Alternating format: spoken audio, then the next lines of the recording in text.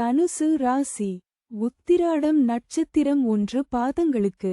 இன்று விபத்து தாரை. இந்த நட்சத்திர நாளில் பயணங்களை தவிர்ப்பது நல்லது.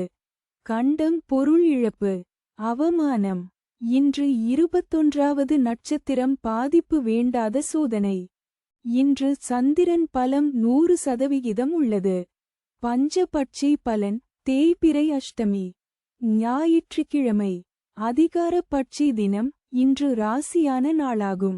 இன்று செய்யக்கூடிய காரியங்கள் வெகுகாலம் நிலைத்திருக்கும்.